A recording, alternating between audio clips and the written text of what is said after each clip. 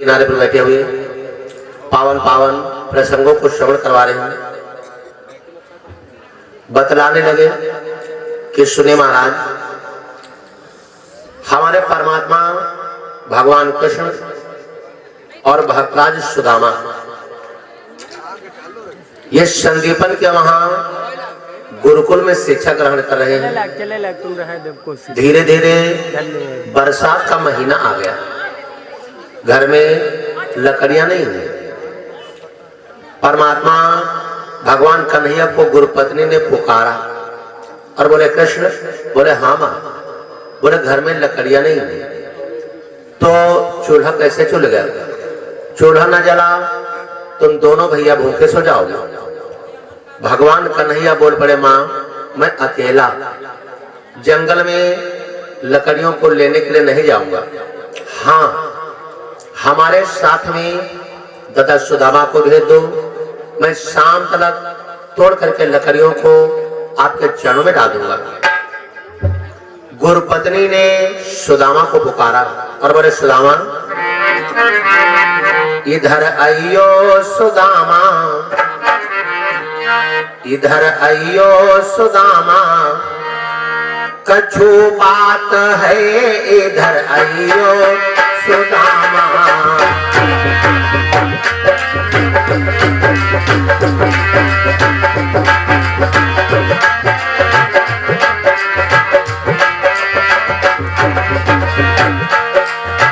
कछु बात है हाय इधर आइयो सुदामा।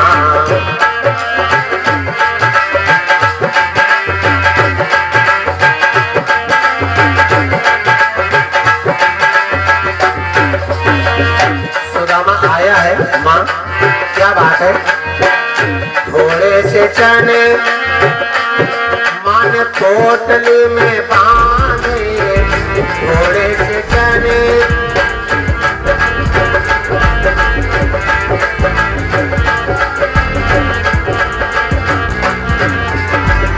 थोड़े से चने मान पोटली में बांधे।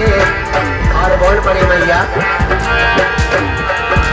तुम दोनों भैया भूखे, तुम दोनों भैया भूखे और अपन को जाते हैं इधर आइयो सुदामा। कछु बात है इधर आइयो सुदामा।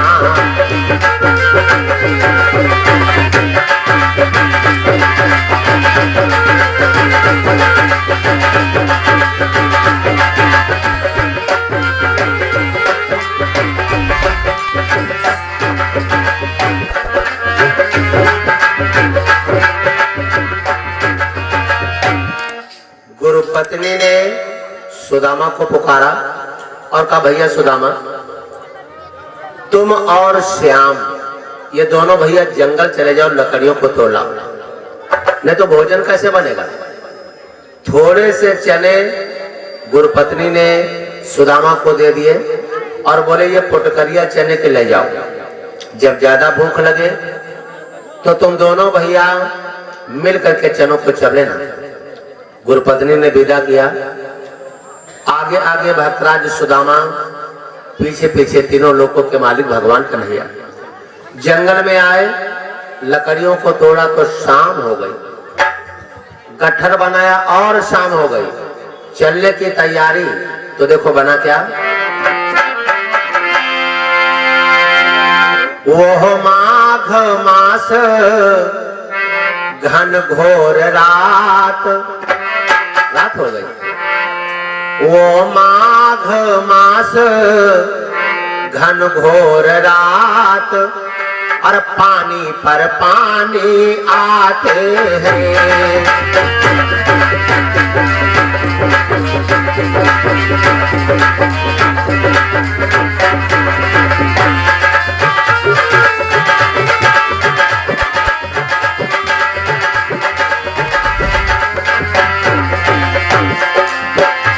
वो माघ मास घन घोर रात,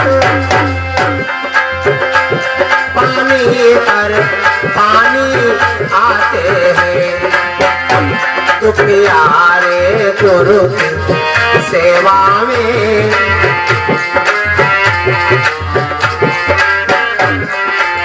और दुखिया रे गुरु की सेवा में, और वह पेड़ तले सिकुड़ाते हैं।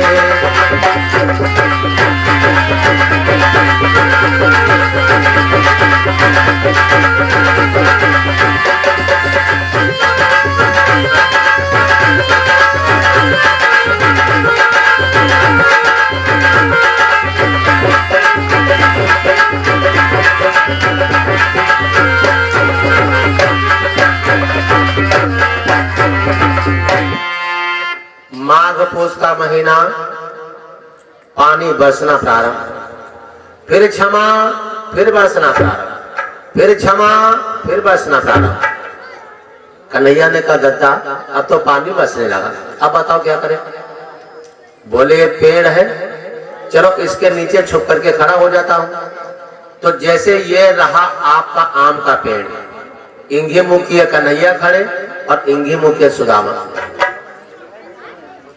भूखे दोनों हैं। सुदामा ने कन्हैया से नहीं बताया, और जबकि बताया गया है। और गुरु से कपट मित्र से चोरी,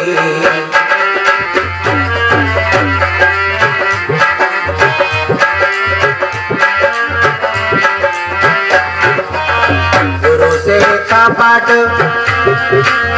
मित्र से चोरी, गुरु से कपट,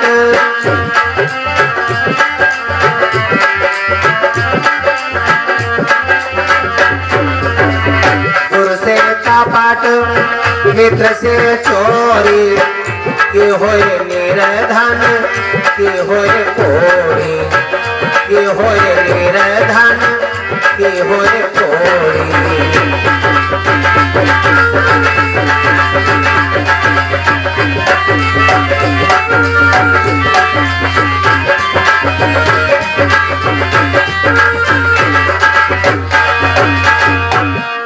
जो प्राणी अपने गुरु से छल कपट करता है अथवा मित्र से चोरी करता है, या तो निर्धन हो जाता है और या तो उसके कुष्ठ रोग हो जाता है। सुदामा ने सोचा विचारी कुछ नहीं किया, चनों की पोटली खोली, चनों का चबना प्रारंभ कर दिया। अच्छा, भगवान क्या नहीं जानते? तन की जाने, मन की जाने, जाने चित्त की चोरी।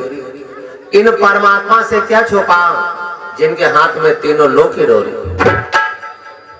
भगवान जान गए कि हमारे दादा चनों को चब रहे, कोई सकत अपन हिस्सा चबा जाए तो हमारा हिस्सा हमका दे, हमारा हिस्सा हमका दे दे। लेकिन जब परमात्मा के भी हिस्से में लगा दिया तब तो कन्हैया चुप न रह पाए। एक बात और है भैया, चने चाहे हम चबाएं चाहे आप चबाओ, जब चनों को हम चबेंगे तो कट कट की आवाज तो आएगी नहीं, या तो दांत ही ना हो, ऐसे ले जाओ, बात अलग। आप देखिए भगवान कन्हैया ने कट कट की आवाज सुनी तो पूछा, मोहन ने कट कट शब्द सुना और बोले भैया क्या खाता है। ये बड़े भाई क्या खा रहे हो? मोहन ने कट कट शब्द सुना तो बोले भैया क्या और खाता है। और कछु हो तनिक मोको दे बड़े भाई, कछु हो तनिक मोको दे, पर भूखन दम निकला जाता है।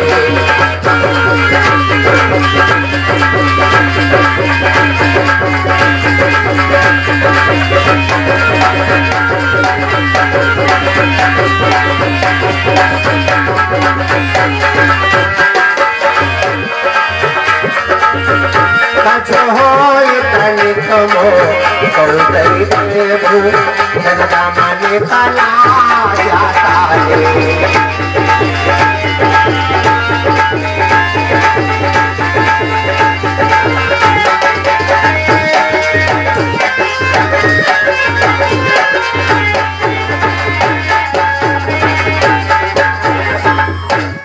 बड़े भैया क्या खा रहे हो, अगर कुछ हो तो हमको भी दे दो, मेरा भूखों से दम निकला जा रहा है। अरे तबे बता दे हो तू। सुदामा तब झूठ बोलते हैं कि मैं कुछ खाता नहीं हूं, देखो पानी बस रहा है, मेरे दांतों में लग गई ठंडक, इसलिए आपस में दांत कट कट कट कट लड़ रहे हैं। भगवान कन्हैया के अच्छा दद्दा या ठंडक तुम्हारे है लागे हमारे रहला। परमात्मा ने मन ही मन में सुदामा को श्राप दे दिया कि जाओ दद्दा, तुमने छोटे सहपाठी से, छोटे मित्र से, छोटे भाई से चोरी किया है चनों की, मैं श्राप देता हूं तुम जीवन भर दरिद्र ही बने रहोगे। बताओ, भगवान न करे किसी को श्राप दे, अगर इंसान का श्राप इंसान के सर पर लग जाता है तो इंसान बर्बाद हो जाता है, और जिसके सर पर भगवान का श्राप लगा होगा वो आबाद कहां होगा। आज दोनों भैया चलते चलते घर को आए, भोजन बना, भोजन पारण किया, पढ़ लिख करके दोनों भैया उत्तीर्ण हुए। भगवान कृष्ण अपने घर को गए, सुदामा अपने घर, दोनों लोगों का विवाह हो गया। भगवान कृष्ण की पत्नी का नाम है रुक्मणी, सुदामा की पत्नी का नाम है सुशीला।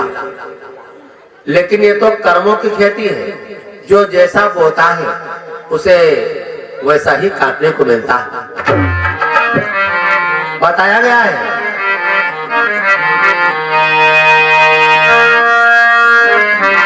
कि कर्म ही मानुष धनी बनावे,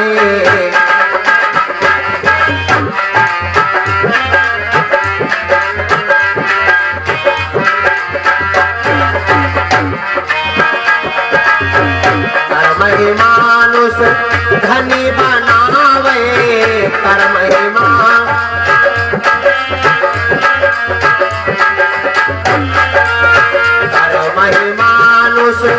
धनी बनावे, कर्म ही घर घर भीख मंगावे, कर्म ही घर घर भीख मंगावे।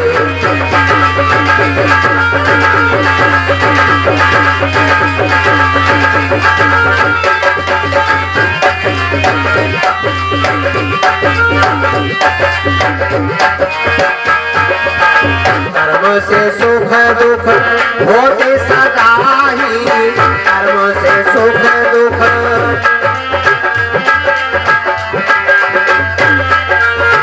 कर्म से सुख दुख होते सदा ही, कर्म प्रधान विश्व में भाई, कर्म प्रधान विश्व में भाई।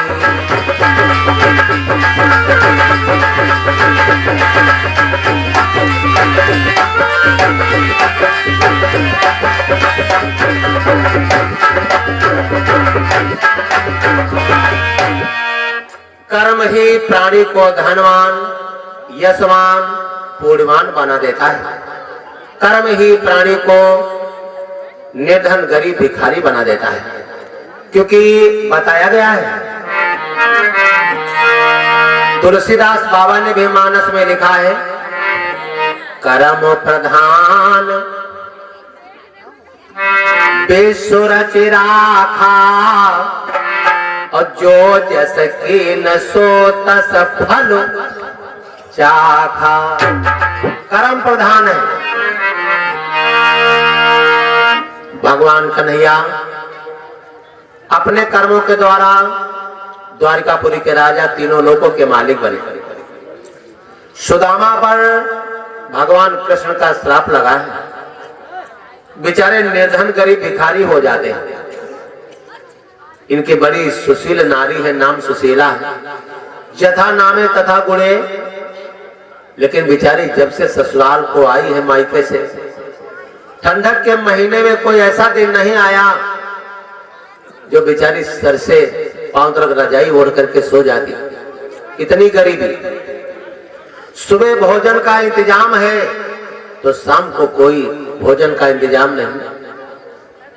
क्योंकि परमात्मा का श्राप लगा है। धीरे धीरे सुदामा के कुछ बच्चे भी हो गए। अब और गरीबी आगे बढ़ी। एक बार माता पिता खुद भले भूखे रह जाएं, लेकिन बच्चों को भूखा देख नहीं पाते। धीरे धीरे सुदामा की वृद्धा अवस्था आ गई।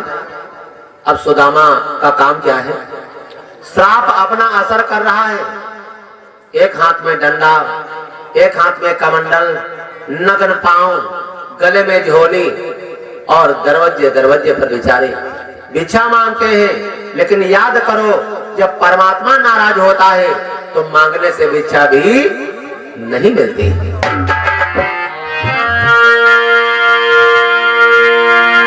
जय पर दया और राम की होई, जय पर दया राम की होई, और वही पर दया करे सब कोई।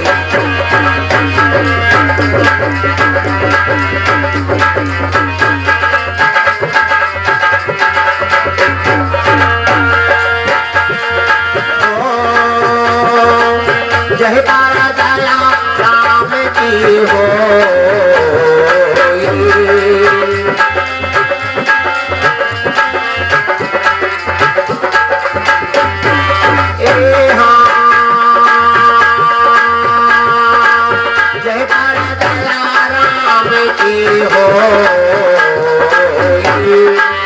वही पर दया करे सब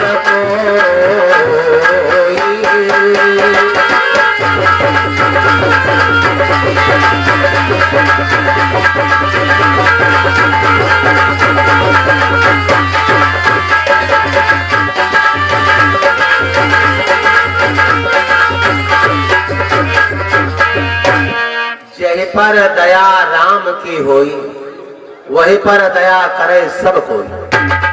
अर्थात कहने का मकसद ये रहा कि राम भय जय दाहिने तो सबई दाहिने ताज। आज देखिए, दिन रात दरवाजे दरवाजे पर भिक्षा मांगते हमारे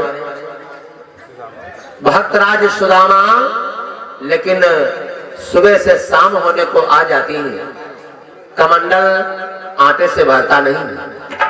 हाँ, दिन भर बेचारे द्वार द्वार, दिन भर बेचारे द्वार